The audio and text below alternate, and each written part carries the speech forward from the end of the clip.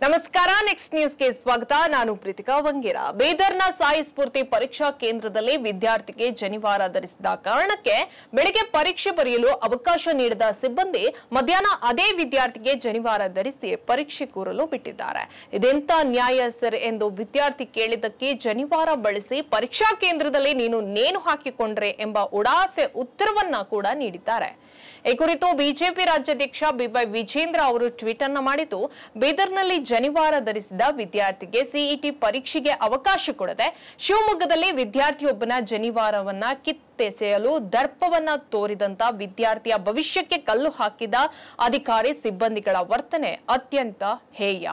ಈ ರೀತಿ ಬೌದ್ಧಿಕ ವಿಕೃತಿ ಹಾಗೂ ಮನುಷ್ಯತ್ವ ಇಲ್ಲದ ನಡೆದುಕೊಂಡಿದ್ದು ಇದೆಂತದ್ದು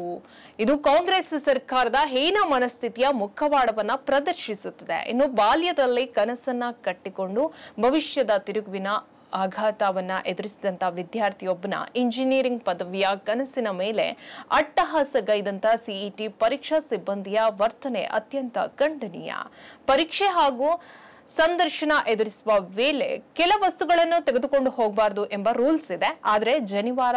ತೊಡುವುದು ಒಂದು ಕುಟುಂಬ ಹಾಗೂ ಭಾರತೀಯ ಸಂಪ್ರದಾಯ ಆಚಾರ ವಿಚಾರಕ್ಕೆ ಸಂಬಂಧಿಸಿದ್ದು ವಿದ್ಯಾರ್ಥಿ ಬರೆಯುವ ಪರೀಕ್ಷೆ ಮೇಲೆ ಜನಿವಾರ ಏನು ಪರಿಣಾಮವನ್ನ ಬೀರುತ್ತೆ ಅಥವಾ ಪ್ರಭಾವವನ್ನ ಬೀರುತ್ತೆ ಎಂಬ ಪ್ರಶ್ನೆಯನ್ನ ಕೂಡ ಅವರು ಕೇಳಿದ್ದಾರೆ ಇದಕ್ಕೆ ಸಂಬಂಧಿಸಿದಂತೆ ಸಚಿವರು ಹಾಗೂ ಸರ್ಕಾರ ಉತ್ತರವನ್ನ ನೀಡಬೇಕು ಇನ್ನು ಶಿಕ್ಷಣವೆಂದ್ರೆ ಸಂಸ್ಕಾರ ಅದು ಇಲ್ಲದವರು ಶಿಕ್ಷಣ ಖಾತೆಯಲ್ಲಿ ನಿರ್ವಹಿಸಿದ್ರೆ ಏನು ಪರಿಣಾಮ ಬೀರಬಹುದು ಎನ್ನುವುದಕ್ಕೆ ಈ ಘಟನೆ ಸಾಕ್ಷಿಯಾಗಿದೆ ಇನ್ನು ಮುಖ್ಯಮಂತ್ರಿ ಸಿದ್ದರಾಮಯ್ಯ ಅವರು ಈ ಸಂಬಂಧ ವಿದ್ಯಾರ್ಥಿಯ ಭವಿಷ್ಯಕ್ಕೆ ಕಲ್ಲು ಹಾಕಿದಂತ ಹಿಂದೂ ಸಂಪ್ರದಾಯದ ಆಚಾರ ವಿಚಾರವನ್ನ ಅಪಮಾನಿಸಿರುವಂತಹ ಅಧಿಕಾರಿಗಳ ವಿರುದ್ಧ ಕ್ರಮವನ್ನ ತೆಗೆದುಕೊಳ್ಳಲು ಮುಂದಾಗಲಿ ಸನಾತನ ಹಿಂದೂ ಧರ್ಮದ ಆಚಾರ ವಿಚಾರಗಳಿಗೆ ಮಾರ್ಗದರ್ಶನ ತೋರುವಂತ ಸಭ್ಯ ಬ್ರಾಹ್ಮಣ ಸಮುದಾಯವನ್ನ ಅಪಮಾನಿಸಿರುವುದು ಕಾಂಗ್ರೆಸ್ ಸರ್ಕಾರ ಈ ಕೂಡಲೇ ಬೇಷರತ್ತು ಕ್ಷಮೆಯನ್ನ ಯಾಚಿಸಬೇಕು ಎಂದು ಬಿಜೆಪಿ ರಾಜ್ಯಾಧ್ಯಕ್ಷ ಬಿವೈ ವಿಜೇಂದ್ರ ಅವರು ಒತ್ತಾಯವನ್ನ ಮಾಡಿದ್ದಾರೆ ಹೆಚ್ಚಿನ ಅಪ್ಡೇಟ್ಗಾಗಿ ನೋಡ್ತಾ ಇರಿ ನೆಕ್ಸ್ಟ್ ನ್ಯೂಸ್ ಕನ್ನಡ ವಂದನೆಗಳು